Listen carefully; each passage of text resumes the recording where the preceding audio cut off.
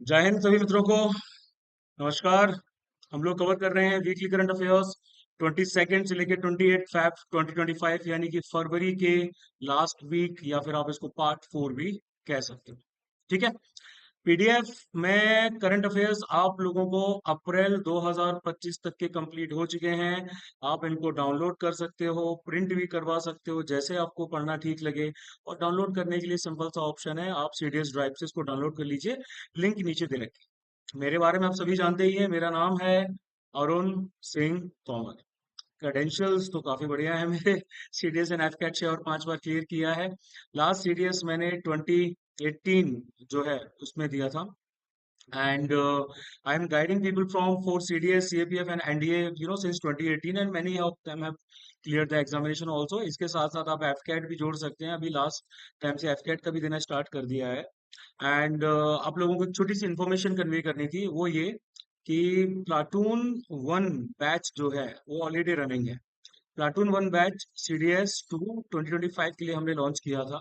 इसमें हमने selected 25 students के इनरोलमेंट किए थे, जिसमें से हमने कई इनरोलमेंट्स ले भी लिए थे एंड कुछ इनरोलमेंट ड्रॉप कर गए थे। ठीक है। बट उसके बाद ये बैच हमारा सक्सेसफुली रनिंग है। इस बैच के मॉक्स, असाइनमेंट्स, टेस्ट और बाकी सारी की सारी चीजें अंडरगोइंग है। ठीक है। हमारे more than half of the batch is from the hostel. हम लोग हॉस्टल अकोमोडेशन भी प्रोवाइड करते हैं, वो हॉस्टल से आ जाते हैं। और अब हमारे अपकमिंग कुछ बैचेस आने वाले हैं। प्लाटून 2 आएगा सबसे पहले, ये सितंबर एंड से स्टार्ट। प्लाटून 3 जो है ये स्टार्ट होगा आपका फ्रॉम अराउंड नवंबर से। पहले हम प्लाटून 2 की बात कर लेते हैं। ओवरऑल इस बैच की ड्यूरेशन जो है वो 6 महीने, 5 से 6 महीने की होने वाली है। एग्जैक्ट टाइम टेबल और बाकी सारी चीजें आप लोगों को जल्दी ही कम्युनिकेट कर दी जाएंगी। We are finalising the details. Location जो है वो आपकी रहेगी नोएडा। ठीक है। नोएडा, मोस्ट प्रोबेबली सेक्टर 62 जो है वही लोकेशन रहेगी। एंड आईएमए के लिए आप लोग एनरोल कर सकते हैं, ओटीए के लिए कर सकते हैं, और ओटीए प्लस एफकैट के लिए भी कर सकते हैं, क्योंकि आईएमए में ऑटोमेटिकली एफकैट का जो प्रोविजन है वो रहेगा ही रहेगा, सब कुछ पूरा कंपोनेंट सेम आ जाता है। इसकी फीस अराउंड 28 to 30,000 के बीच में रहेगी। ओटीए की अराउंड 20 to 22,000 के बीच में रहेगी। ओटीए प्लस एफकैट की जो फीस है वो 22 से लेके 25,000 के बीच में रहने वाली है। ठीक है। हॉस्टल जो फीस रहती है वो आपकी टोटली अलग रहती है। हॉस्टल में आपको सब चारों टाइम का जो खाना है वो प्रोवाइड किया जाता है। Your breakfast, lunch, T time, जो आपका स्नैक्स वगैरह रहते हैं, और डिनर, ये सब आपका खाने में रहता है। प्लस इसके साथ साथ आपको लॉन्ड्री फैसिलिटी भी दी जाती है पीरियडिक लेवल पे। And sport facility is in the hostel, CCTV, internet and wifi वगैरह, ये सब कुछ आपको हॉस्टल में अवेलेबल है। ठीक है। तो हॉस्टल के चार्जेस अलग हैं, they are starting at around 11,000 per month के बेसिस पे आपका हॉस्टल रहता है, which is totally independent from us. आप चाहें तो अपना अकोमोडेशन ले सकते हो, बट हम इसको फैसिलिटेट कर देते हैं, क्योंकि हमारे सारे बच्चे जो है हम चाहते हैं कि एक ही जगह पर रहें। एक ही जगह पर रहते हैं तो काफी ज्यादा बढ़िया रहता है। ठीक है। एंड गर्ल्स हॉस्टल के लिए भी दो ऑप्शन है। गर्ल्स भी ये वाला हॉस्टल ले सकते हैं, और एक सेपरेट हॉस्टल है गवर्नमेंट हॉस्टल, जो कि नोएडा सेक्टर 62 में ही सिचुएटेड है। ये भी काफी ठीक ठाक है। Charges are about the same. तो अभी हमारी जो गर्ल्स कैंडिडेट है वो हमारी रह रही है गवर्नमेंट हॉस्टल में। ठीक है।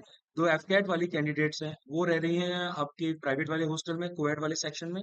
एंड उसके बाद में ये जो बॉयज कैंडिडेट हैं, अराउंड 10 बॉयज कैंडिडेट हमारे पास में, वो जो है वो रह रहे हैं आपके इन हॉस्टल में, बाकी कम्यूट वगैरह करते हैं। ठीक है। ये डिटेल्स थी। अगर आपको इनरोल करना हो तो उसके लिए आप लोग डीएम कर सकते हैं। डीएम करने के लिए 8839961158 पर डीएम कीजिए। ऑलरेडी हमने अराउंड 8 to 9 सीट्स को फुलफिल कर लिया है। बैच स्ट्रेंथ 40 to 50 होने वाली है ना। इससे ज्यादा नहीं रहेगी। इसके साथ साथ हम एनडीए का बैच भी लॉन्च करेंगे, उसके लिए भी इन्फॉर्मेशन में डाल दूंगा, एनडीए के बैच के बारे में क्या सीन रहने वाला। चलो, आ जाते हैं हम लोग पहली खबर पहले नशे पे। Ministry of mines reclassifies ferrites, feldspar, mica और क्वार्ट्स, इनको मेजर मिनरल्स का दर्जा दे दिया गया है। यानी कि नेशनल क्रिटिकल मिनरल मिशन ने अप्रूवल दे दिया था, है ना। इन्होंने अप्रूवल दे दिया था, और ये जो रिक्लासिफिकेशन है ये एक इंटर मिनिस्ट्रियल कमिटी के रिकमेंडेशंस पे बेस्ड है, जिसको डॉक्टर V K सारस्वत ने हेड किया था। ये पहले डीआरडीओ के चीफ भी रह चुके हैं। अब मिनरल तो हम सभी को पता है कि नेचुरल सब्सटेंस होता है, ऑर्गेनिक भी हो सकता है ना। और उसके साथ साथ में इनऑर्गेनिक भी हो सकता है। और ये डेफिनेट केमिकल और फिजिकल प्रॉपर्टीज के साथ में होता है। अब क्लासिफिकेशन के रीजंस क्या हैं, जैसे कि अगर हम बात करते हैं क्वार्ट्ज की बात कर लें, फेल्डस्पर्स की, ओमिगा की बात कर लें, तो ये नॉर्मली हमें मिलता है पेग्माटाइट रॉक्स में। ठीक है, यहीं से हमें बहुत सारे क्रिटिकल मिनरल्स बाकी भी जो है वो प्राप्त होते हैं। इससे पहले क्या था कि जो लीज दी गई थी, इनको क्लासिफाई किया गया था माइनर मिनरल्स के तौर पे, उसको फर्दर बढ़ाया नहीं गया, है ना, उसको फर्दर रिपोर्ट नहीं किया गया, एक्सट्रैक्ट नहीं किया गया, तो वो लीज आपकी खत्म हो गई है। और इनके नए टेक्नोलॉजीज में बहुत भयंकर रोल आते हैं। फॉर एग्जांपल, जो एनर्जी ट्रांजिशन वाली चीजें आती हैं उसमें बहुत तगड़ा रोल आता है इनका, स्पेस क्राफ्ट इंडस्ट्रीज में, हेल्थ केयर सेक्टर में, वगैरह वगैरह में। जैसे अगर हम बेराइट्स की बात कर रहे हैं, तो बेराइट्स क्या मिलता है, बेराइट्स आपको नॉर्मली कहाँ मिलेगा, लाइमस्टोन। लाइमस्टोन हो गया, डोलोस्टोन हो गया, इनकी जो वेन्स आती हैं, क्रैक्स आते हैं, वहां पर ये आपको मिलेगी। ठीक है, नॉर्मली हमें बहुत सारे और मेटल मिल जाते हैं, like antimony, cobalt, copper, lead, manganese और सिल्वर, इनके साथ एसोसिएशन में मिलेगा। बहुत इंडस्ट्रियल एप्लीकेशंस हैं इसके, खासकर ऑयल और गैस ड्रिलिंग में है। ठीक है, इलेक्ट्रॉनिक्स हो गया, टीवी स्क्रीन हो गया, रबर, ग्लास, सेरामिक्स वगैरह वगैरह में काफी ज्यादा इसके आ जाते हैं, एप्लीकेशंस आ जाते हैं। ठीक है, मतलब आप इसका एक्सप्लोरेशन और अच्छे तरीके से हो सकता है। अब देखो, मेजर मिनरल्स को इंडिया में किसके अंडर में क्लासिफाई किया गया है, तो ये आपके आ जाते हैं MMDR एक्ट 1957 के अंडर, यानी कि mines and minerals development and regulation act. तो फिर इस एक्ट के द्वारा माइनर जो मिनरल्स होती हैं इनको क्लासिफाई किया जाता है, जो बिल्डिंग्स में इस्तेमाल होती है। ठीक है, ग्रेवल, बजरी के तौर पे इस्तेमाल होती है, क्ले या सैंड के तौर पे इस्तेमाल होती है ना। सेंट्रल गवर्नमेंट नोटिफाइड करती है और इनका रेगुलेशन जो है वो स्टेट गवर्नमेंट के हाथों में आ जाता है। अब उसके बाद में जैसे हम नेक्स्ट खबर की बात करते हैं, government to set up deregulation commission to reduce state's role in governance.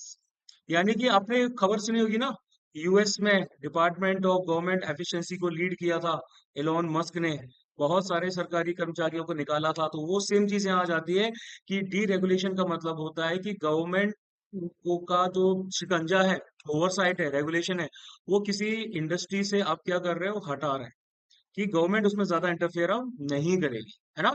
तो ग्लोबली तो भाई हमारा यूएस का department of government efficiency DOGE आ जाता है। यूके के पास में बेटर रेगुलेशन फ्रेमवर्क आता है, न्यूजीलैंड के पास में मिनिस्ट्री ऑफ रेगुलेशन आ जाता है। अब भाई क्या होगा इससे, सबसे पहली बात है, इससे ग्रोथ जो है वो बढ़ेगी। मतलब हमें अपना इन्वेस्टमेंट बढ़ाना है, जीडीपी को ऊपर लेके जाना है। तो जब भी डीरेगुलेशन होता है तो उससे लोग इन्वेस्टमेंट ज्यादा करते हैं, क्योंकि लोगों को समझ में आ जाता है कि सरकार यहाँ ज्यादा अपनी नहीं चला रही है, तो फिर हम लोग अपना इन्वेस्टमेंट कर सकते हैं। जैसे जापान और चाइना की बात करें, जापान और चाइना में सरकार ने अपनी दखलंदाजी बंद की, तो ज्यादा से ज्यादा आपका क्या हुआ है, ग्रोथ बढ़ी है। इकोनॉमिक फ्रीडम भी मिलती है लोगों को डीरेगुलेशन से। जो लाल फीताशाही है, जो हमारा ब्यूरोक्रेटिक जो हर्डल्स होती हैं, है ना, वो कम होती हैं, कंपटीशन बढ़ता है। जैसे क्या बोलते हैं, बिजनेस कंप्लायंसेस के लिए ऐसी चीजें बहुत ज्यादा जरूरी रहती हैं। इसके साथ साथ MSMEs जो रहती हैं, उनके कंप्लायंस कॉस्ट भी कम होते हैं, क्योंकि उनके पास रिसोर्सेज कम होते हैं। रिसोर्सेज कम होते हैं तो डीरेगुलेशन से फायदा पहुंचता है, जैसे कि वो क्या कर सकते हैं, छोटे छोटे बिजनेस बहुत इजीली ऑपरेट कर सकते हैं। तो ये सारी की सारी चीजें डीरेगुलेशन के लिए बहुत जरूरी है। आगे करेंसी बाय या सेल या स्वैप, यानी कि करेंसी बाय स्वैप या फिर करेंसी सेल स्वैप की बात करते हैं, तो आरबीआई ये प्लान कर रहा है कि भैया हम $10 बिलियन जो है ना, $10 बिलियन को रिस्वैप करेंगे लिक्विडिटी बढ़ाने के लिए, कैश को बढ़ाने के लिए। यानी कि एक ऐसा फाइनेंशियल टूल जिससे आप बैंकिंग सिस्टम में लिक्विडिटी मैनेज करते हो। लिक्विडिटी का मतलब रहता है ये जो हाथ में आने वाला कैश है, इसको लिक्विडिटी कहा जाता है। अब इसके अंदर में आरबीआई एक तो आपका बाय फेस चलाएगी, बाय फेस के हिसाब से आरबीआई डॉलर्स को परचेज करेगी या फिर बाय करेगी, है ना। और बदले में पहले डॉलर खरीदेगी और बदले में उनको इंडियन रुपी प्रोवाइड कराएगी। इससे क्या होगा कि रुपी जो है वो ज्यादा से ज्यादा इंजेक्ट किया जाएगा इन आर बैंकिंग सिस्टम। बैंक से खरीदा उन्होंने डॉलर और दिया उनको रुपए, इसको बाय फेस। और फिर आता है दूसरा आपका सेल फेस। इसमें एक स्पेसिफाइड पीरियड के बाद, फॉर एग्जाम्पल 3 साल के बाद में, आरबीआई ने क्या किया है, सेम डॉलर्स को दोबारा बैंक्स को वापस भेज दिया है और इंडिया उनसे वापस में ले लिए हैं रुपीस। इसी को करेंसी स्वैप बोला जाता है। अब वियतनामीज गवर्नमेंट ने map of its gulf of Tonkin baseline, मतलब गल्फ ऑफ टोंकिन तो सबकी ही है ठीक है, बट उसका खुद का मैप उन्होंने जारी किया है। अब देखो, बेसलाइन के बारे में हमने अनक्लॉस के जो ओशनोलॉजी का चैप्टर आ जाता है उसके हिसाब से पढ़ा है कि ये डिटरमाइन करता है टेरिटोरियल वाटर्स के बारे में, किस देश का पानी पे कितना अधिकार है। इसमें एक्सक्लूसिव इकोनॉमिक जोन्स भी आ जाते हैं, है ना। अब देखो वियतनाम जो है वो आपका बाउंड्री शेयर करता है किसके साथ में, चाइना के साथ, है ना। इनके साथ में रहता है गल्फ ऑफ टोंकिन में। और गल्फ ऑफ टोंकिन की बात किया जाए तो ये साउथ चाइना सी का नॉर्थ वेस्ट वाला एक्सटेंशन है, ठीक है। इसके नॉर्थ और ईस्ट की तरफ आपको चाइना मिल जाएगा। हेनान आइलैंड जो है ये इसको मिल जाएगा आपको ईस्ट की तरफ, और नर्दर्न वियतनाम जो है वो मिल जाएगा आपको वेस्ट की तरफ। अब यहाँ पर रेड रिवर ये दिख रही है ना, रेड रिवर भी ड्रेन करती है। इसके मेन पोर्ट्स में बैन थुए आ जाता है, ठीक है। हाइफोंग जो है वो भी आ जाता है, ये नदर्न वियतनाम में है। और चाइना की तरफ एक और आता है, उसको बोला जाता है बेहाई। बेहाई नहीं भैया, ये चाइना में है, ठीक है, इसको पखोई भी बोला जाता है। नेक्स्ट ऑस्ट्रेलिया, जिसकी कैपिटल है कैनबेरा। तो एक्सटर्नल अफेयर्स मिनिस्टर जयशंकर जी जो हैं उन्होंने बोला है इंडो पैसिफिक रीजन में शांति रहना चाहिए, इसके लिए डिस्कशन ऑस्ट्रेलियन काउंटर पार्ट से किए हैं। अब देखो ऑस्ट्रेलिया एक हमारा कंट्री भी है और इसको कॉन्टिनेंट की कैटेगरी में भी रखा जाता है, मतलब इंडियन और पैसिफिक ओशन ने इसको सराउंड करके रखा है। आप देख सकते हो इसके कोई भी लैंड बॉर्डर्स नहीं है, ठीक है। मैरीटाइम बॉर्डर्स आ जाते हैं, यानी कि इसके वेस्ट की तरफ और इसके साउथ की तरफ इंडियन ओशन रीजन आ जाता है। पैसिफिक ओशन इसके ईस्ट की तरफ आ जाता है। कोरल सी यहाँ पर नॉर्थ ईस्ट की तरफ आ जाता है, ठीक है। और उसके बाद में तिमोर सी जो है ये इसके आ जाता है नॉर्थ वेस्ट की तरफ। अल्फोरा सी जो है ये प्रॉपरली आ जाता है नॉर्थ की तरफ। और तस्मन सी जो है ये आ जाता है इसके साउथ वेस्ट ईस्ट की तरफ। ऑस्ट्रेलिया वर्ल्ड का स्मॉलेस्ट फ्लैटेस्ट और ड्राइएस्ट कॉन्टिनेंट आता है आफ्टर अंटार्कटिका, ठीक है। मेजर रिवर्स में इनके पास है मोरे रिवर जो लॉन्गेस्ट है, और उसके साथ साथ में एक रिवर का नाम डार्लिंग भी है। यहाँ पर एक लेक आता है लेक आयर, ठीक है। लेक आयर का जो बेसिन है वो वर्ल्ड का largest internally draining river system में से आ जाता है। और उसके साथ साथ में यहाँ पर इनके पास में इस एरिया में ग्रेट बैरियर रीफ भी आता है, इसके बारे में क्वेश्चन भी पूछा जा चुका है। ग्रेट बैरियर रीफ जो है वो लार्जेस्ट कोरल रीफ है, क्वींसलैंड के पास में पड़ती है। और ग्रेट डिवाइडिंग रेंज भी आती है इनकी, जो माउंटेन रेंज है जो कि ईस्ट कोस्ट के पास ही सिचुएटेड है। उसके बाद इंडिया की जो लिक्विफाइड नेचुरल गैस इंपोर्ट्स हैं यूनाइटेड स्टेट से, वो सबसे हाई लेवल पर पहुंच चुके थे आपके फरवरी में। यानी कि यूएस एनर्जी इंफॉर्मेशन एडमिनिस्ट्रेशन के हिसाब से इंडिया का एलएनजी इंपोर्ट यूएस से 71% बढ़ चुका है पिछले 12 महीनों में, ठीक है।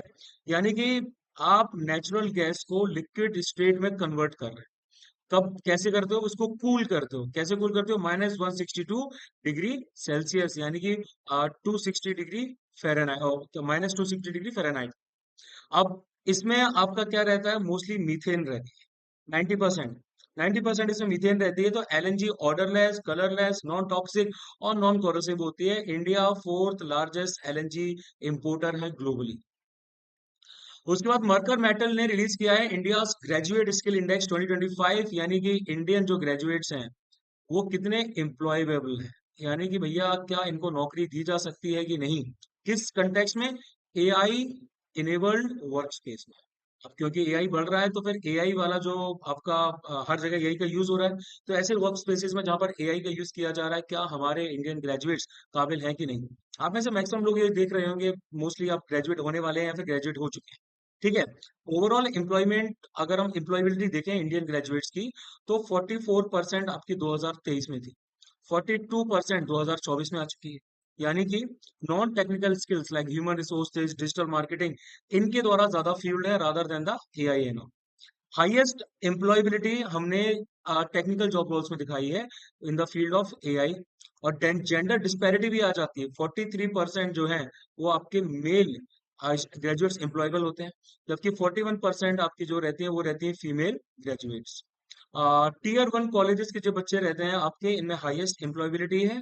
और 50% इंडियन ग्रेजुएट जो है soft skills, emotional intelligence, creativity वगैरह लैक करते हैं। उसके बाद government of Bodoland territorial region in Assam ने ऑफिशियल रिकॉग्निशन दिया है बाथुइज्म को इन रिलीजन कॉलम, यानी कि ये फोक रिलीजन है ऑफ बोडोस, ठीक, जिसमें आपका पूजा की जाती है शिवराई, या फिर इनको कहा जाता है बाथोराई, ठीक है। ये बोडोस के सबसे बड़े देवता हैं, इसीलिए इसको बोथो रिलीजन भी बोला जाता है। बोडो लैंग्वेज में बा का मतलब होता है पांच, थाउ का मतलब रहता है एक डीप फिलोसफिकल थाउ, तो पांच डीप फिलोसफिकल थॉट्स। मतलब 5 एलिमेंट जिनको हम हिंदी में पंचभूत बोलते हैं, है ना? यानी कि एयर, इसको बार बोला जाता है। उसके बाद में सन यानी सुन, हा यानी कि अर्थ, फायर और खांग यानी कि स्काई, मतलब वही पंचभूत आ जाते हैं। ये लार्जेस्ट इंडिजिनियस अब का ट्राइब है असम के प्लेन्स में। इनका जो होम है वो ब्रह्मपुत्र के आसपास आ जाता है, भूटान के फुटहिल्स के पास में। और ये बिलोंग करते हैं Assam Burma group of Tibeto Burman speakers.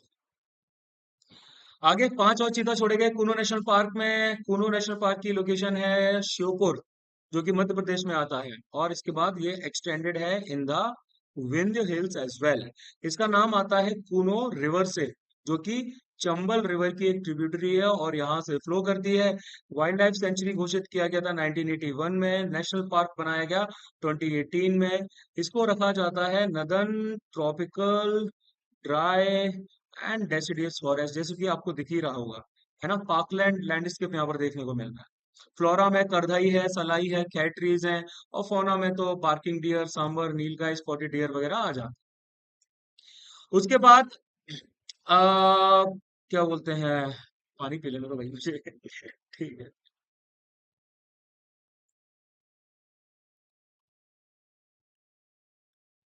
Okay okay okay okay okay. ये हमने जो है ये करना भूल गए। आप इसको, मिक्स हो गया यहाँ पे, इतना समझ लीजिए। Prime minister launch the phase 2 of PMAY G, यानी कि इसको लॉन्च किया गया मिनिस्ट्री ऑफ रूरल डेवलपमेंट ने 2016। ऑब्जेक्टिव क्या था? कि लोगों को पक्के घर प्रोवाइड करने हैं बेसिक एमिनिटीज के साथ। किन लोगों को? रूरल पुअर को, गांव के गरीबों को। हाउसिंग फॉर ऑल का इनिशिएटिव पूरा करना है। टारगेट 4.95 करोड़ लोगों का रखा गया था ओरिजिनली 2023 और 24 तक। टारगेट था 2.95 करोड़ का। 2 करोड़ लोग और ऐड कर दिए गए 2024 और 19 के फेज में। इसमें आपको 70,000 तक का लोन दिया जाता है एलिजिबल बेनिफिशरीज को। 3% जो रिड्यूस इंटरेस्ट रेट है वो कंस्ट्रक्शन के लिए दी जाती है, परमानेंट हाउसेस के लिए। बेनिफिशरीज को SECC 21 प्लस आवास प्लस जो 2018 के सर्वे आते हैं उनके द्वारा आइडेंटिफाई किया जाता है। ग्राम सभा जो है वो उसके बाद वेरीफाई करती है। हाउसलेस हाउस होल्ड जो रहते हैं या जिनके कच्चे घर होते हैं वो लोग एलिजिबल होते हैं। झुमोयर या झूमर डांस की बात करते हैं तो पीएम ने आपका जो मेगा झुमोयर है, या फिर इसको सिंपली आप लोग आ, झुमोयर बिनादिनी डांस कहेंगे, 2025 में इसको अटेंड किया। ये प्रोग्राम हुआ है गुवाहाटी यानी कि असम। मतलब कि असम की टी इंडस्ट्री को पूरे 2 साल हो चुके, 200 साल हो चुके हैं। अब ये जो फोक सॉन्ग है ये असम का टी ट्राइब जो है वो प्राइमरली परफॉर्म करते हैं, या जो आदिवासी कम्युनिटीज आती हैं असम की। और ये किया जाता है ड्यूरिंग द हार्वेस्ट सीजन। ठीक है। वुमेन मेन डांसर्स होती हैं इस प्रोग्राम की, सिंगर्स भी होती हैं। जबकि मैन का काम क्या रहता है? ट्रेडिशनल इंस्ट्रूमेंट्स को प्ले करना। इसमें आपका मदाल आ जाता है, ढोल आ जाता है, धाक यानी कि ड्रम्स आ जाते हैं। ठीक है। सिंबल्स जो है उनको भी यूज किया जाता है, फ्लूट्स और शहनाई। अटायर में कम्युनिटी टू कम्युनिटी वेरी करता है, बट वुमेन जैसा कि आप देख सकते हो usually they are wearing red and white saris. Great Lakes की बात करते हैं। रिसेंट रिपोर्ट्स के हिसाब से क्लाइमेट चेंज की वजह से लेक ऑन्टेनोरियो जो है वो थोड़ा सा खतरे में आ जाता है ना? ये 5 ग्रेट लेक्स की सीरीज में से एक आ जाता है। सबसे पहले इसमें सुपीरियर है। सुपीरियर सबसे लार्जेस्ट है और उसके साथ साथ सबसे डीपेस्ट भी है। मिशिगन आ जाता है उसके बाद में लेक ह्यूरॉन आ जाता है। इसकी शोर लाइन जो है वो सबसे ज्यादा बड़ी है।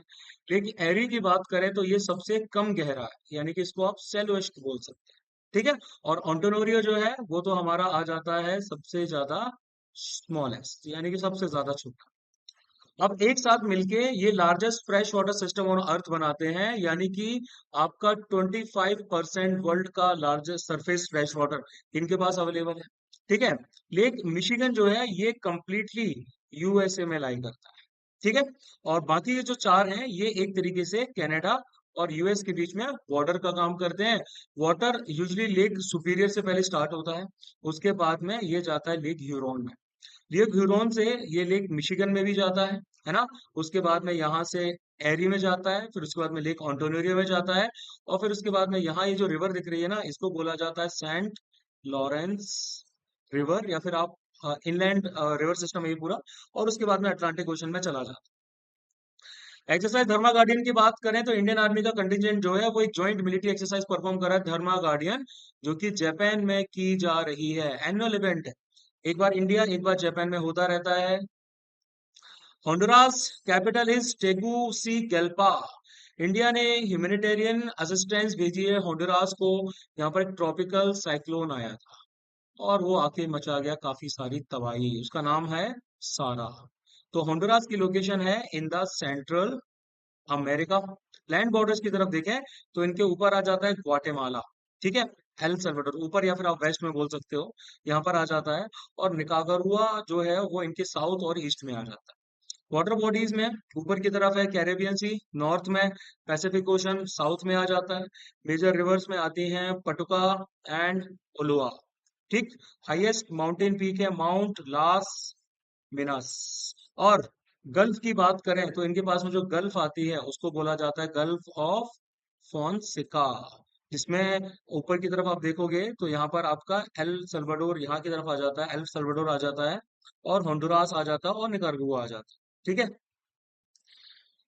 आगे मिनिस्ट्री ऑफ रोड ट्रांसपोर्ट और हाईवेज ने एनुअल रिपोर्ट 2024-25 आपकी जारी की है। इस रिपोर्ट के हिसाब से इंडिया के पास सेकंड लार्जेस्ट रोड नेटवर्क आ जाता है 63.45 लाख किलोमीटर्स का, ठीक है। हाईवे नेटवर्क की अगर हम बात करें, स्टैटिस्टिक्स बहुत ज्यादा जरूरी है, तो नेशनल हाईवे नेटवर्क हमारा 60% बढ़ चुका है। 2014 में हुआ करता था अप्रोक्सीमेटली 91,000, अब कितना हो चुका है, अब हो चुका है 1.46 लाख किलोमीटर। नेशनल हाईवे का जो कंस्ट्रक्शन का स्पीड है वो आपका 2.5 से 3 गुना ज्यादा बढ़ चुका है। 2023 या 24 में 33 किलोमीटर पर डे हुआ करता था।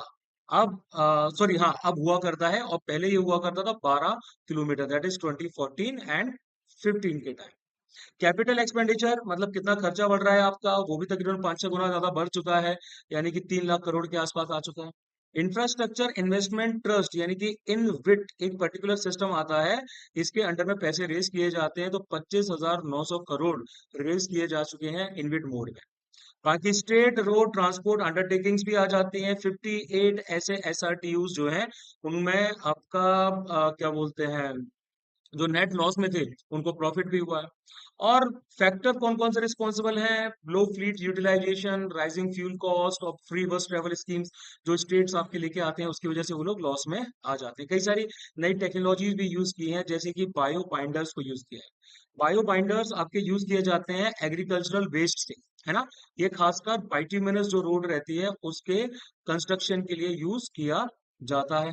Ultra high performance fibre reinforce concrete यानी कि UHPFRC, इससे ब्रिज कंस्ट्रक्शन किया जा रहा है, उसकी ड्यूरेबिलिटी बढ़ेगी, लोड बेरिंग कैपेसिटी बढ़ेगी। ग्रेफीन मॉडिफाइड asphalt, सॉरी इसको बोला जाता है GIPAVE, ताकि asphalt के जो पेमेंट्स हैं उनकी लॉन्गिटिविटी बढ़ जाए। GGRB भी आ जाता है, गेप ग्रेडेड रबराइज बाइट्यूमिन, इससे रबर पार्टिकल्स को बाइट्यूमिन में डाला जाता है, और भी बहुत सारी चीजें आती हैं, you can see them in the PDF। Palaeognathae group of words की बात करते हैं, एक नई यूनिवर्सिटी वो सॉरी नई स्टडी की गई है यूनिवर्सिटी ऑफ ब्रिस्टल में, और इससे कुछ अजम्पशंस को चैलेंज किया गया है। और उन अजम्पशंस के हिसाब से क्या हुआ करता था कि ये जो पैलियोग्नेथाई ग्रुप ऑफ वर्ड्स हैं ये डम होते हैं, यानी कि ये बेवकूफ होते हैं। पता नहीं भाई कैसे ये चीज आ गई। अब देखो पैलियोग्नेथाई एक ऐसा ग्रुप है जो कि फ्लाइटलेस वर्ड्स को बिलोंग करता है, जो कि कहाँ से स्टार्ट हुए, कहाँ से इवॉल्व हुए थे, ये मोस्टली आपके डायनासोरस से इवॉल्व हुए थे, है ना।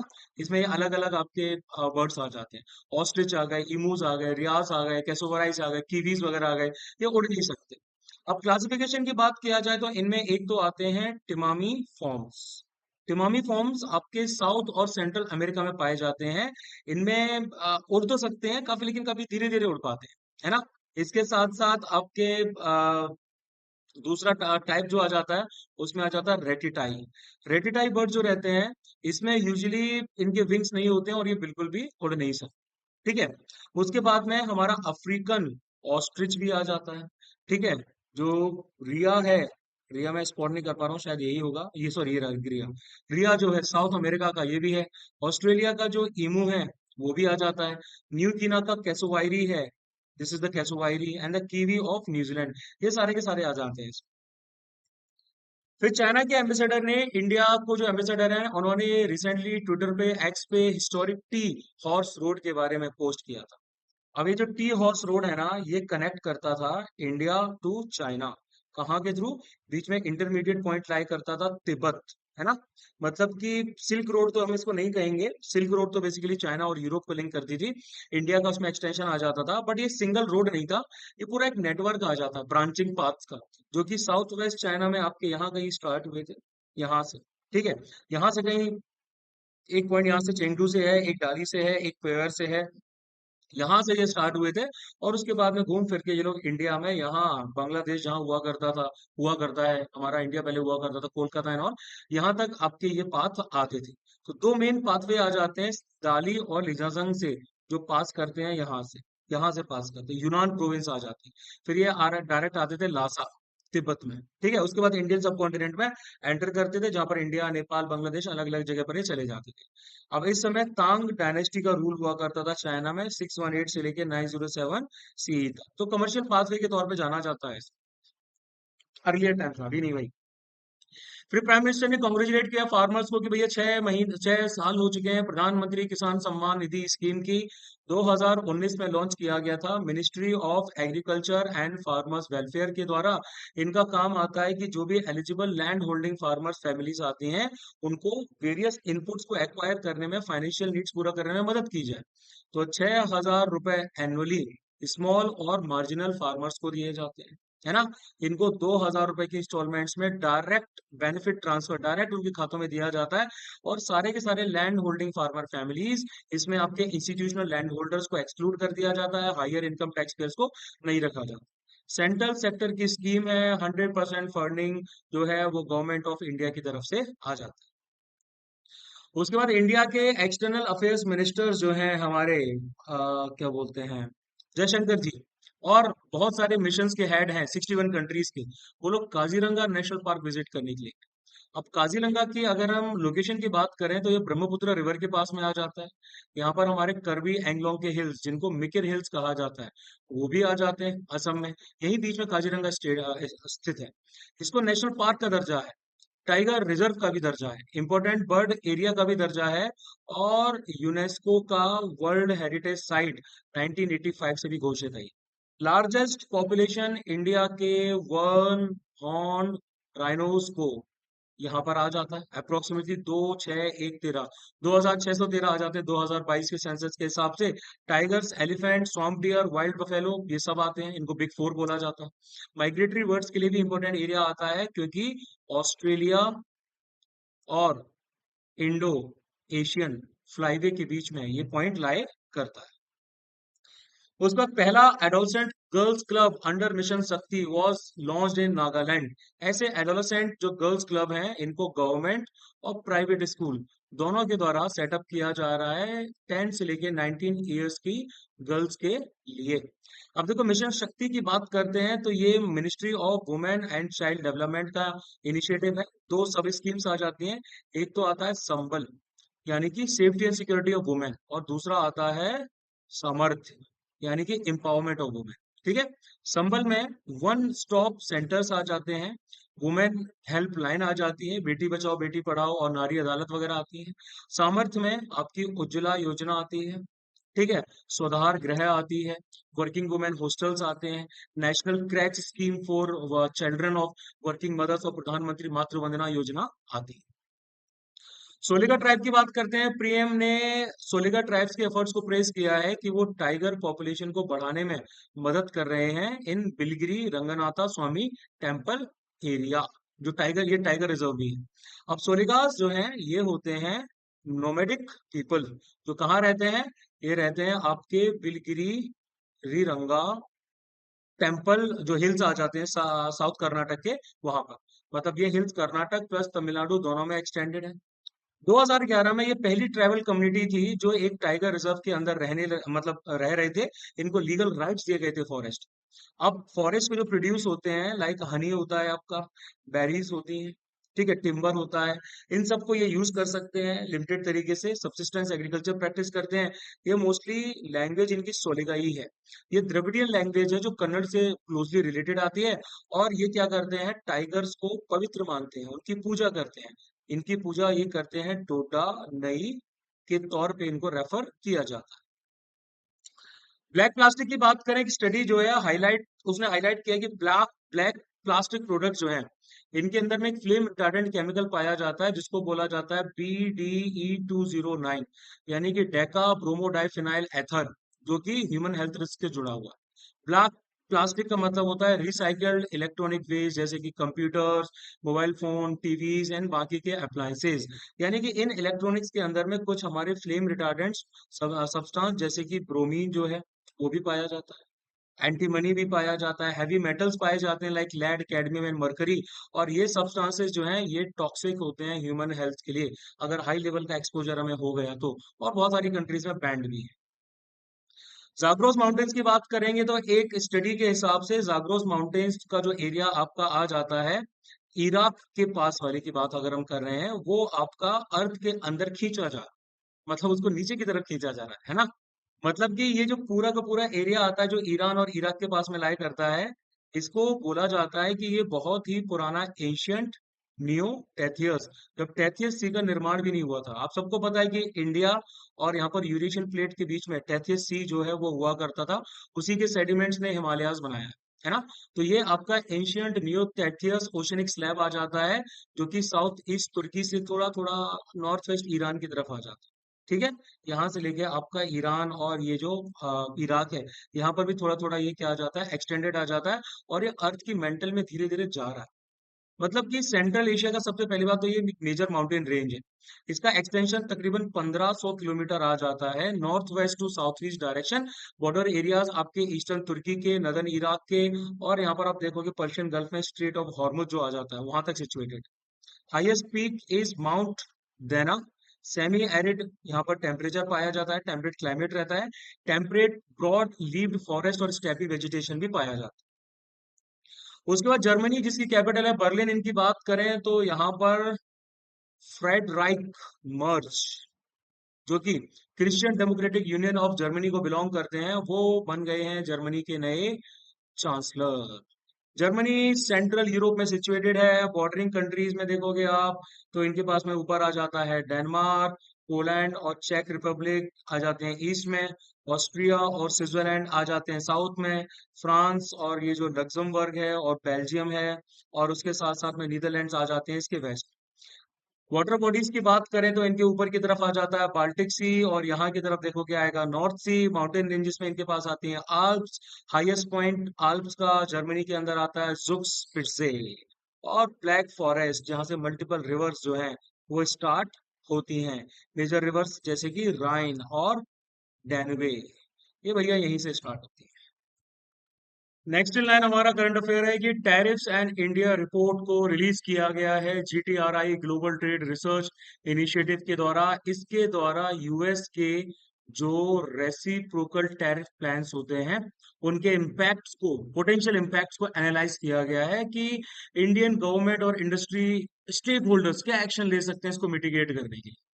यूएस का ये जो रेसिप्रोकल टैरिफ प्लान है, इसके द्वारा जो ट्रेड इम्बैलेंसेस फेस करने पड़ते हैं यूएस को इंपोर्ट्स और एक्सपोर्ट्स में, उनको काउंटर करने की कोशिश की गई है। उन कंट्रीज पे ज्यादा टैरिफ लगाने का प्लान किया गया है जिनके साथ यूएस का आपका इंपोर्ट, सॉरी एक्सपोर्ट कम है, इंपोर्ट ज्यादा है ना। इसके मल्टीपल बहुत सारे इम्पैक्ट पड़ सकते हैं, बट वो हमारा कंसर्न नहीं है, उतना हमें पढ़ना नहीं है। ठीक है, नेक्स्ट आते हैं 25th anniversary of international mother language day, celebrated on Feb 21। इसको सन 2000 से हर साल 21 फरवरी को मनाया जाता है। International mother language day initiative था बांग्लादेश का। उस टाइम पे बांग्लादेश थोड़ा प्रोग्रेसिव हुआ करता था। 1999 में यूनेस्को की जनरल कॉन्फ्रेंस में अप्रूव किया गया। इसके द्वारा इंक्लूजन, मल्टीलिंगुअल एजुकेशन, माइनॉरिटी और इंडिजिनस लैंग्वेजेस का प्रमोशन और प्रिजर्वेशन किया जाता है। ग्लोबली 40% जो पॉपुलेशन है उनके पास क्या बोलते हैं, जिस लैंग्वेज को वो बोलते हैं या समझते हैं उसमें एजुकेशन का एक्सेस नहीं है। स्वालबार्ड ग्लोबल सीड वॉल्ट की बात करते हैं, इसको आर्कटिक डूम्सडे सीड वॉल्ट भी कहा जाता है, यानी कि जब दुनिया में सब कुछ खत्म हो जाएगा तब एकमात्र यही रहेगा, है ना। 14,000 नए सैंपल्स इसमें लगाए गए हैं, ऐड किए गए हैं। लोकेशन इसका आता है नॉर्वेजियन आर्कटिक आइलैंड में, नॉर्थ पोल के पास में। मैनेज किया जाता है नॉर्वे के द्वारा, पार्टनरशिप रहती है Norwegian ministry of agriculture and food, regional gene bank, NordGen और कॉर्प ट्रस्ट। मतलब वही जो मैंने आपको बताया, सब तरह के जीन बैंक से सब तरह के सीड्स डाले जाते हैं कि nuclear war, human conflict, climate change से अगर कुछ इश्यू आता है तो फिर इनको दोबारा यहाँ से रिवाइव किया जा सकता है। -18 डिग्री सेल्सियस में इनकी वर्किंग रहती है, परमाफ्रॉस्ट वाला इलाका है, आसपास काफी मजबूत चट्टाने हैं, इससे ये फ्रोजन बिना किसी लाइट के पावर के, इलेक्ट्रिसिटी के भी ये फ्रोजन स्टेट में रह सकते हैं। उसके बाद आते हैं स्वायत्त initiative on government e market place. Jam ने 6 साल सेलिब्रेट कर लिए हैं अपने ट्रांसफॉर्मेटिव इम्पैक्ट। ये एक पर्टिकुलर ऑनलाइन प्लेटफॉर्म है जो एंड टू एंड सॉल्यूशन देता है आपको, कॉमन यूज गुड्स और सर्विसेज जो गवर्नमेंट बायर्स यूज करते हैं। इसका पूरा अगर हम लोग डेफिनेशन देखेंगे तो डेफिनेशन में स्वायत्त कहा जाता है startups, women and youth advantage through E transaction initiative. ठीक है, 2019 में इसको लॉन्च किया गया था वुमेन लेड एंटरप्राइजेस के लिए, जो एंटरप्राइजेस यूथ के द्वारा लेड किए जा रहे हैं पब्लिक प्रिक्योरमेंट में, ये सब इसके अंडर आते हैं। उसके बाद NASA SPHEREx space telescope को लॉन्च करने जा रहा है using the SpaceX Falcon 9 rocket. SPHEREx का मतलब क्या रहता है? Spectrophotometer for the history of universe, epoch of reionisation and ice explorers. मतलब कि 450 मिलियन गैलेक्सी से ये करेगा सैंपल्स को कलेक्ट। ठीक है, 100 मिलियन स्टार से करेगा मिल्की वे में। इसका काम है स्काई को ऑप्टिकल और नियर इंफ्रारेड लाइट में एनालाइज करना। टेन्योर इसका 2 साल का आ जाता है। ओरिजिन ऑफ द यूनिवर्स की खोज करना, डिस्ट्रीब्यूशन के जो गैलेक्सीज का डिस्ट्रीब्यूशन है उसकी मैपिंग करना। उसके बाद आते हैं, रिसेंट स्टडी ने वार्न किया है कि क्लाइमेट चेंज से एल्गल ब्लूम, एल्गी जो है उसका ब्लूम बढ़ सकता है इंग्लैंड की थेम्स रिवर। एल्गल ब्लूम कब होता है? जब एल्गी का जरूरत से ज्यादा ओवर ग्रोथ हो जाती है ना, फ्रेश सॉल्ट या ब्रैकिश किसी भी तरह के पानी में। अब इस तरह का जब एल्गल ब्लूम्स होता है ना, तो जो मेरीन लाइफ वहां सस्टेन करती है उनमें काफी दिक्कतें आ जाती है, लैक ऑफ ऑक्सीजन हो जाता है ना। इसकी वजह से मतलब वैसे तो इसके कलर अलग अलग हो सकते हैं, blue, green, yellow, brown, pink वगैरह वगैरह, लेकिन इससे दिक्कतें मेरीन लाइफ को आती है। इनको हम लोग साइनोबैक्टीरियाज की कैटेगरी में भी रखते हैं, यानी कि blue green algae most common type का हार्मफुल एल्गल ब्लूम रहता है, जो फ्रेश वाटर लेक्स और पॉन्ड्स वगैरह में देखने को मिल जाता है। गोल्डन एल्गी भी रहता है। गोल्डन एल्गी जो रहता है इसको बोला जाता है प्रामेरिशियम पर्वम। ये मोस्टली आपको ओशंस में मिलेगा, फ्रेश वाटर बॉडीज में भी कई बार मिल जाता है। और साइनोबैक्टीरिया से अलग ये ह्यूमंस को हार्म नहीं करता। उसके बाद नेशनल स्टैटिस्टिक्स ऑफिस एनएसओ ने सेकंड टाइम यूज सर्वे 2024 के लिए रिलीज किया है। इससे हमें एक फ्रेमवर्क मिलता है कि हमारी पॉपुलेशन अलग अलग एक्टिविटीज में कैसे टाइम स्पेंड करती है। ठीक है, इसका ऑब्जेक्टिव होता है मेन एंड वुमेन की पेड और अनपेड एक्टिविटीज को मॉनिटर करना। जैसे कि वुमेन का पार्टिसिपेशन एम्प्लॉयमेंट रिलेटेड एक्टिविटीज में बढ़ रहा है, पेड एक्टिविटीज में वुमेन का पार्टिसिपेशन बढ़ रहा है।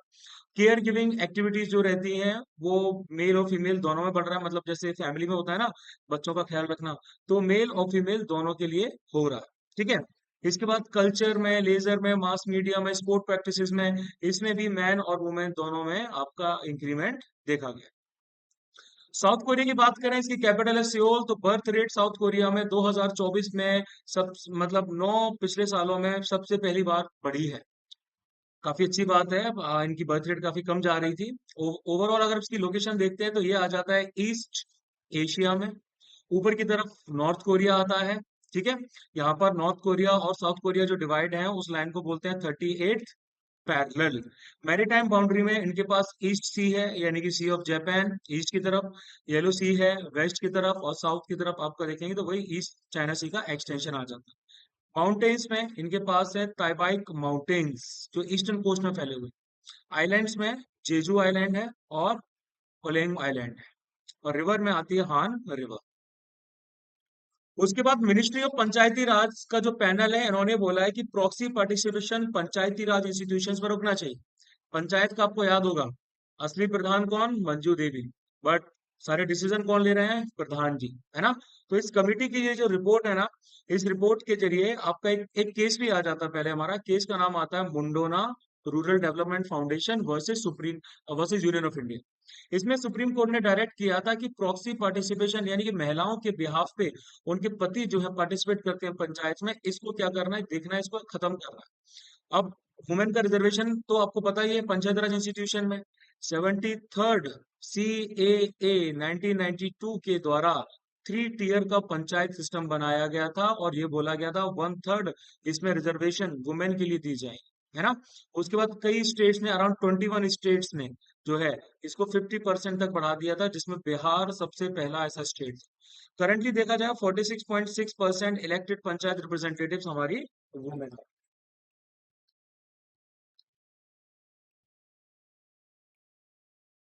अब गृह मंत्री ने कहा है कि जब डिलिमिटेशन लगेगा तो फिर सदर्न स्टेट्स की सीट्स कम नहीं होंगी, है ना।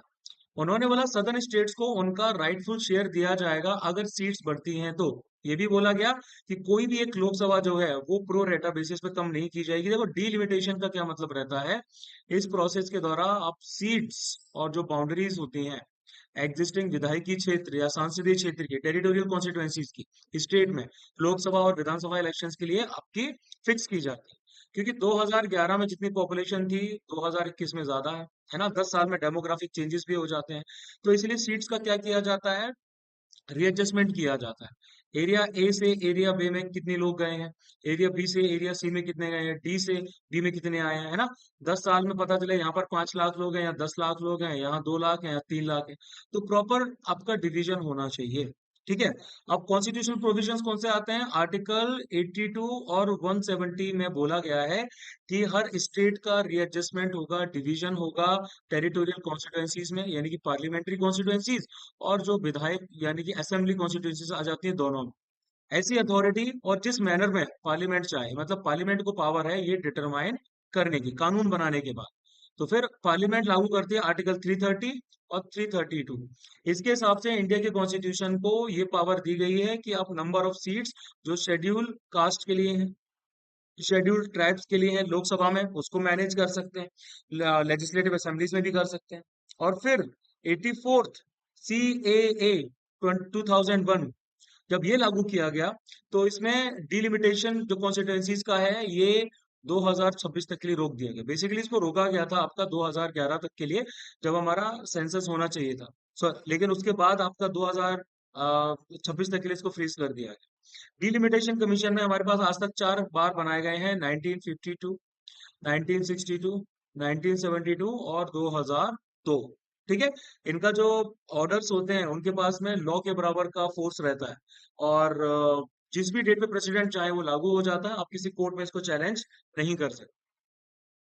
अबाउट भितरकनिका नेशनल पार्क इन उड़ीसा की बात करें तो यहाँ पे जो माइग्रेटरी बर्ड्स हैं वो टेम्परेचर राइज की वजह से इलाका छोड़ के जा रहे हैं।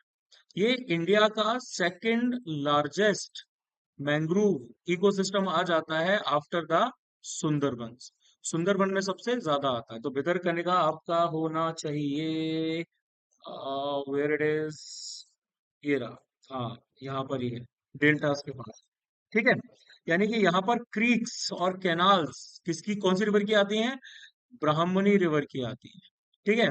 बैतरनी रिवर भी यहाँ पर आती है, धमारा भी आती है, और उसके साथ साथ एक और रिवर आती है पटाशना। ये रिवर्स यहाँ पर आती हैं। फौना की बात किया जाए तो यहाँ पर इंडेंजर्ड सॉल्ट वाटर क्रोकोडाइल्स पाए जाते हैं। ऑलिव रिडले टर्टल्स की जो स्पीसीज हैं वो भी यहाँ पर आती हैं। गहिर माथा जो आपकी ये मेरीन वाइल्ड लाइफ सेंचुरी है, यहाँ पर आके आसपास के बीचेस पे आके क्या करती हैं? मास नेस्टिंग करते हैं। इसके अलावा बहुत सारे माइग्रेटरी बर्ड्स हैं, 8 किंगफिशर की वेराइटीज हैं, डियर, हाइनास, वाइल्ड बोर्स वगैरह सब कुछ यहाँ पर पाए जाते हैं। कैस्पियन सी की बात करते हैं तो एनवायरमेंटलिस्ट जो है वो कंसर्न रेज कर रहे हैं कि कैस्पियन सी में वाटर लेवल कम क्यों हो रहा है। 31,000 स्क्वायर किलोमीटर का एरिया 2005 से वैसे भी इनका कम हो चुका है। ठीक है। ये लार्जेस्ट इनक्लोज्ड वाटर बॉडी है वर्ल्ड का। 5-6 कंट्रीज इसके आसपास आ जाती हैं। इसके आसपास आप देखोगे तो कजाकिस्तान, अजरबैजान, रशिया, तुर्कमेनिस्तान और ईरान आ जाता है। ठीक है। कजाकिस्तान की बात करें तो कजाकिस्तान जो है इनका सबसे ज्यादा बड़ा बाउंड्री आता है कैस्पियन सी के साथ। इसके ऑयल रिजर्व्स भी आते हैं 848 billion barrels. Animal welfare board of India की बात करें तो एडब्ल्यूआई ने champions of animal protection award घोषित किए हैं। दो मेजर कैटेगरीज में, पहला तो आता है प्राणी मित्र और दूसरा आता है जीव दया पुरस्कार। मतलब कि इंडिविजुअल्स और ऑर्गेनाइजेशंस को रिकॉग्नाइज करना है जिन्होंने एनिमल वेलफेयर और प्रोटेक्शन के लिए बहुत ज्यादा काम किए। एडब्ल्यूआई जो है इनको इस्टेब्लिश किया गया था क्रुएलिटी टू एनिमल एक्ट 1960 के under, prevention to cruelty of animals. ठीक है। और 1962 में इनको एक स्टेचुटोरी बॉडी बना दिया, एडवाइजरी बॉडी बना दिया गया था एनिमल वेलफेयर लॉज और प्रमोशंस के ऊपर, जो एनिमल वेलफेयर को प्रमोट करता है। ठीक है। इसको उस समय रुक्मणी देवी अरुंडवाले जो हैं उनके मेंटरशिप में स्टार्ट किया गया था, जो ह्यूमैनिटेरियन आ जाती हैं। 28 मेंबर्स आते हैं इसमें, 6 एमपीज आते हैं हमारे, 2 राज्यसभा से, 4 लोकसभा से। तांत्रिक बुद्धिज्म रिलिक्स की बात करें तो एक 1.4 मीटर का बुद्धा हैट और कुछ स्तूप तकरीबन 1500 साल पुराने जो हैं वो रत्नागिरी में पाए गए हैं, उड़ीसा में। ये रत्नागिरी उड़ीसा वाला है। मतलब कि पता चलता है कि ये जो एरिया है ये तांत्रिक बुद्धिज्म का सेंटर था। अब देखो बुद्धिज्म में कुछ अलग अलग पार्ट्स आते हैं। एक तो आता है थेरावादा। Theravada is Orthodox. ठीक है। महायान आता है। महायान जो है इसमें जैन और प्योर लैंड की थ्योरीज आती है। उसके साथ साथ में आपका वज्र यान भी आता है। इसमें मोस्टली आपका तिब्बतन बुद्धिज्म और तांत्रिक बुद्धिज्म आ जाता है और हीनयान आता है।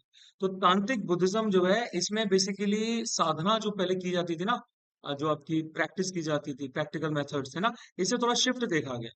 महायान बुद्धिज्म ने हमारे कुछ मंत्र जो है और उसके साथ साथ में रिचुअल्स को इंट्रोड्यूस किया। इसे दो ब्रांचेस डेवलप हुई, एक तो हुई आपकी मंत्रयान और दूसरी हुई आपकी परामिता यान। ठीक है। इसको अर्ली तंत्र बोला जाता है। अब मंत्रयान को तंत्रिज्म की हम इनिशियल स्टेज बोल सकते हैं। और बुद्धिज्म में जब योगिक प्रैक्टिसेस आपकी जुड़ती चली गई तो ये तांत्रिक बुद्धिज्म में कन्वर्ट धीरे धीरे हो गई।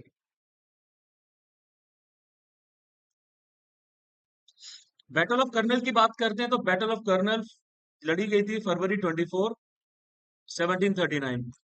इंडियन सबकॉन्टिनेंट का लैंडस्केप शिफ्ट कर गया था। यानी कि इसमें लीडर था एक तो नादिर शाह, अफशरीद पर्शिया का, और मुगल एम्पायर को लीड किया था एम्परर मोहम्मद शाह ने।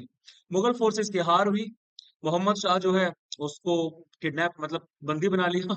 एग्जैक्टली बंदी नहीं, मतलब कैप्चर कर लिया नादिर शाह ने। मुगल एम्पायर की अथॉरिटी और प्रेस्टीज काफी खराब हुई, वैसे भी ऑलरेडी डिक्लाइनिंग थी।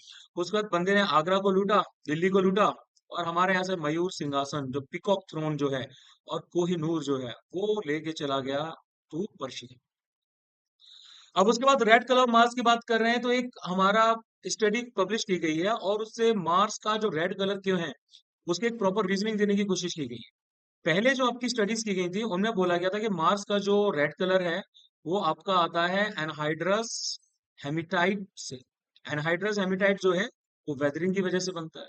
अब नई स्टडीज में ये देखा गया है कि Fe5O8H NH2O इसको बोला जाता है क्रिस्टलाइन फेरीहाइड्रेट। ये मेन आयरन ऑक्साइड है जो मार्शियन डस्ट में पाया जाता है, जो कि एक कोल्ड और वेट पीरियड के दौरान बना था जब मार्स पे पानी हुआ करता था ऑक्सीडेटिव कंडीशंस में। मतलब मार्स में बहुत ज्यादा अल्टरेशंस हुए हैं, उसके बाद ये ड्राई डेजर्ट हमें देखने को मिलता है। ये कुछ मार्स रिलेटेड फैक्ट हैं that you can study. Veer Narayan Singh की बात करते हैं, एमिनेंट फ्रीडम फाइटर, 1857 के रिवॉल्ट के, उनको उनकी पुण्यतिथि के दिन याद किया गया, दैट इज ऑन Feb 25। ये छत्तीसगढ़ के सोनाखान के एक जमींदार थे। इनके एंसेस्टर्स गोंड ट्राइब को बिलोंग करते थे जो सारण ग्राम में रहते थे।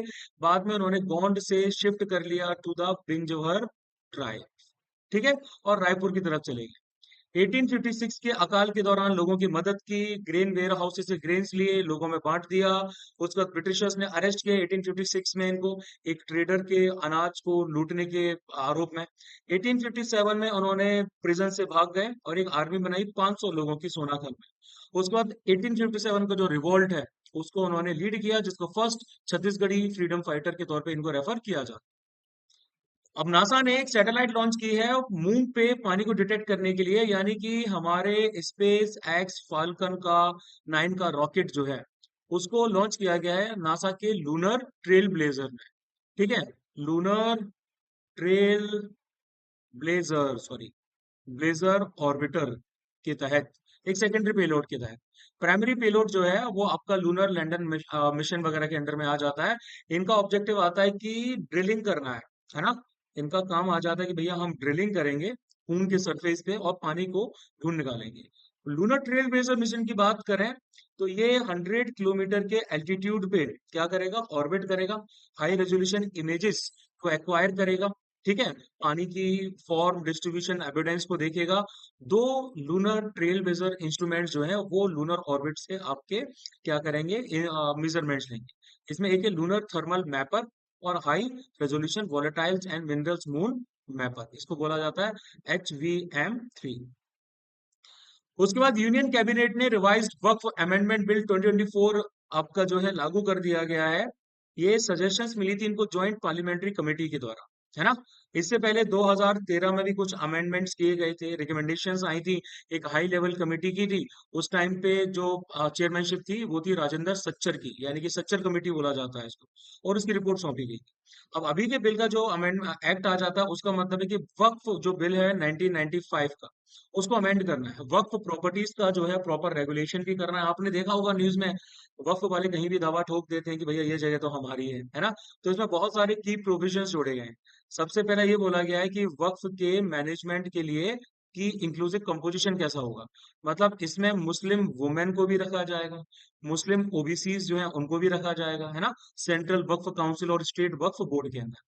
सेंट्रल वक्फ काउंसिल जो है ये एक स्टेट्यूटरी बॉडी है, 1964 में बनाया गया था, जो स्टेट लेवल वक्फ बोर्ड को एडवाइस करता है। ये वक्फ प्रॉपर्टीज के ऊपर डायरेक्ट कंट्रोल नहीं करता। लेकिन ये जो स्टेट वक्फ बोर्ड आ जाते हैं ये डायरेक्टली वक्फ प्रॉपर्टीज का मेंटेनेंस और एडमिनिस्ट्रेशन करते हैं। और अपील का क्या स्टेटस है, ठीक है, जो ट्रिब्यूनल्स बनाए जाएंगे उनकी अपील को आप 90 डेज के अंडर में हाई कोर्ट में अपील कर सकते हो। और इसके साथ साथ आपकी कुछ नई टेक्निक्स यूज की जाएंगी रजिस्ट्रेशन इंप्रूव करने के लिए। अलग अलग वक्फ बोर्ड बनाए जाएंगे आगा खानी और बोहरा कम्युनिटीज के लिए, जिसको मोस्टली इस्लाम में अपने साथ नहीं जोड़ा जाता। अब वक्फ का क्या मतलब है, मतलब कि ये वो पर्टिकुलरली वो प्रॉपर्टीज आ जाती हैं जिनको एक्सक्लूसिवली रिलीजियस या चैरिटेबल पर्पसेस के लिए इस्लामिक लॉ के अंडर मेंटेन किया गया है ना। या फिर इनका यूज और सेल जो है वो मतलब टोटली बैंड रहता है। लेकिन लेटर टाइम्स में ऐसी कोई भी प्रॉपर्टी जिनको लगता है भैया हमारे काम की हो सकती है उस पर दावा ठोक दिया जाता है। उनका मानना है कि अल्लाह के द्वारा ये प्रॉपर्टीज हमें करेक्ट मिली हैं और हमारा एक जो मुतावली है उसके द्वारा इसको चलाया जाएगा।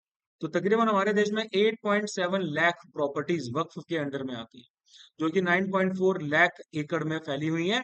लार्जेस्ट वक्फ होल्डिंग वर्ल्ड में इंडिया के पास आ जाता है।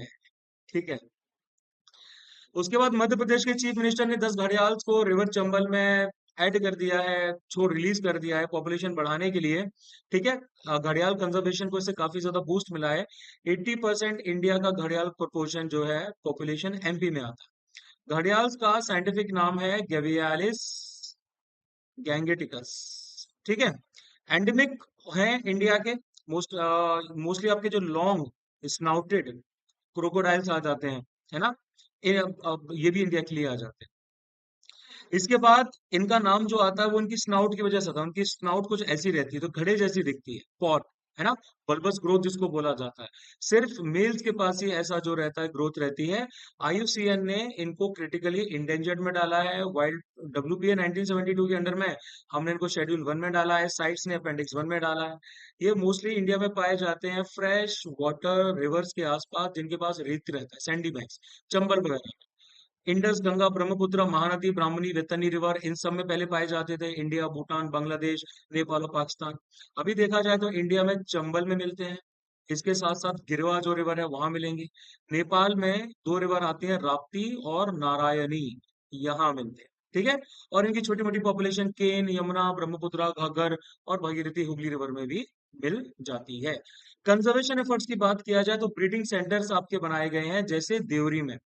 देवरी का घड़ियाल ब्रीडिंग सेंटर आता है MP।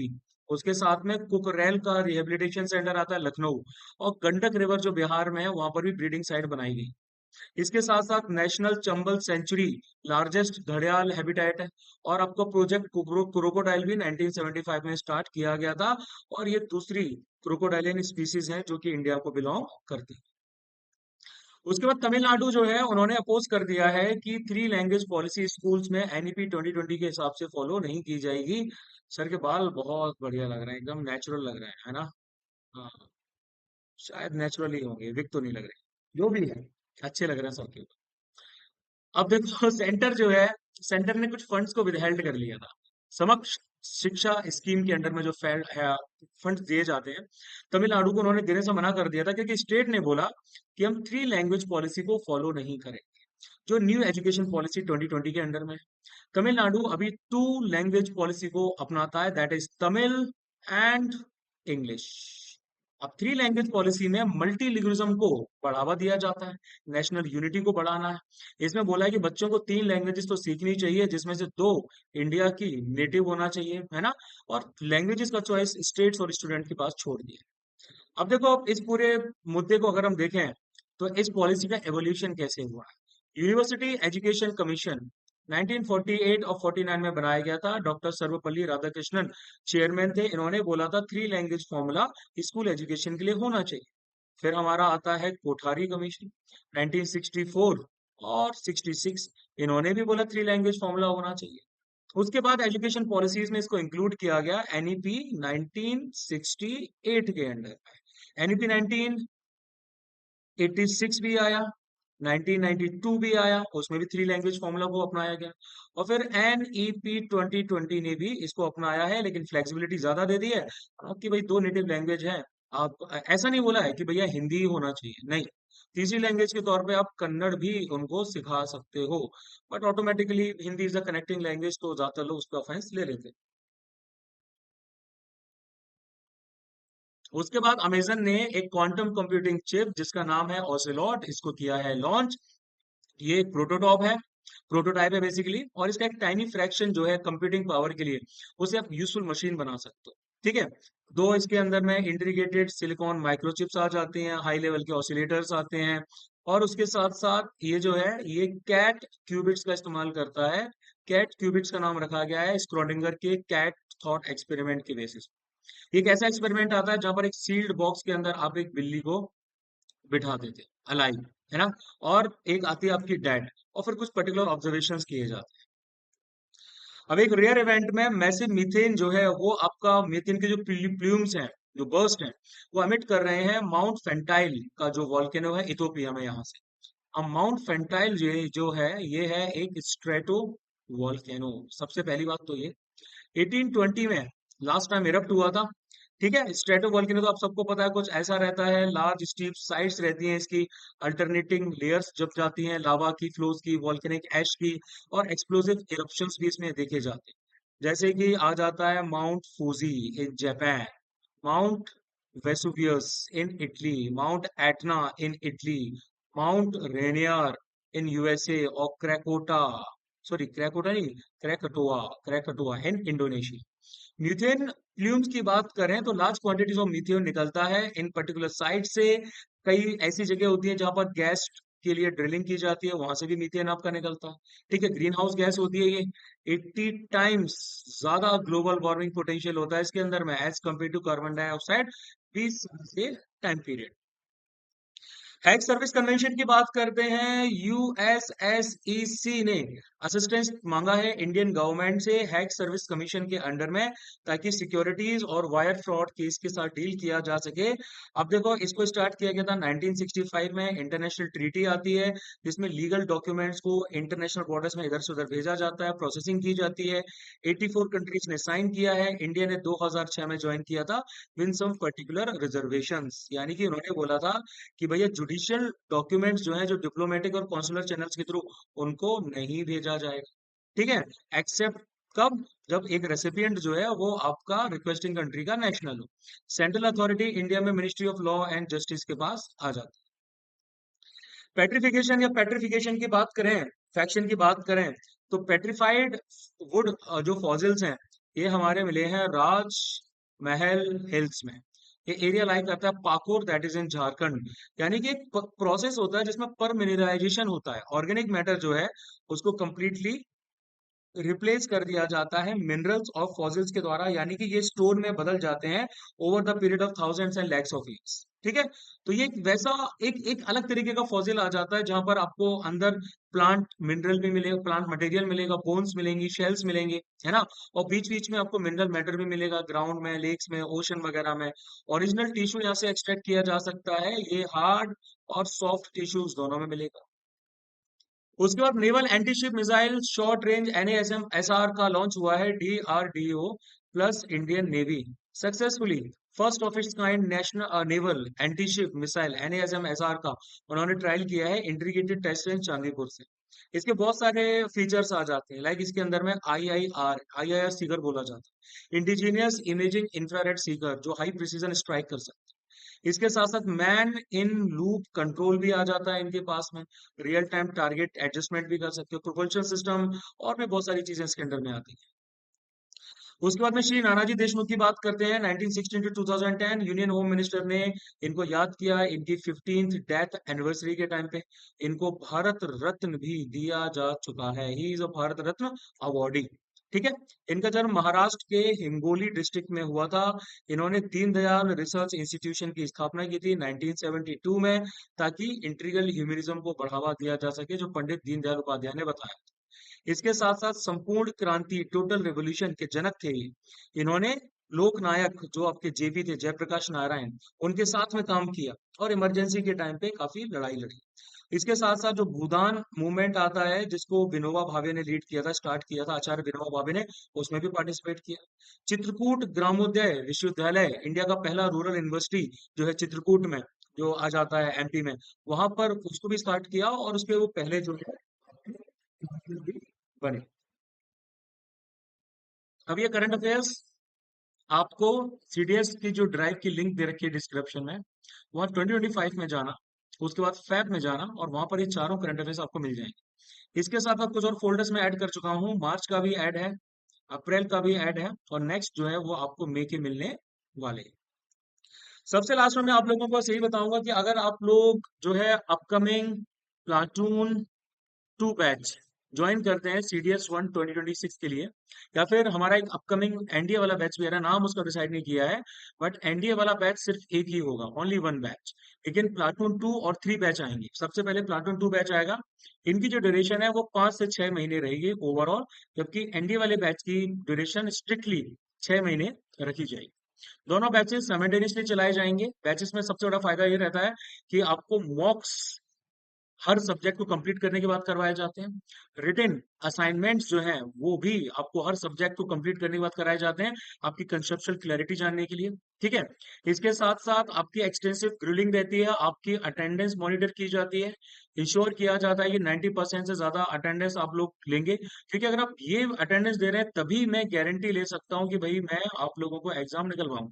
अटेंडेंस दोगे तभी, और एक सर्टेन टाइम बाद अगर आप अटेंडेंस ड्रॉप करते हो तो फिर आपको बैच से हटा दिया जाता है। ठीक है, इंटेंस ड्रिलिंग होती है, मॉक्स होते हैं, और भी बहुत सारी चीजें होती हैं। कुछ हमारी फील्ड विजिट्स जो रहती हैं वो भी हम लोग शेड्यूल करते हैं to the museums and other places, क्योंकि बहुत ज्यादा जरूरी होती है सीखने के लिए, समझने के लिए।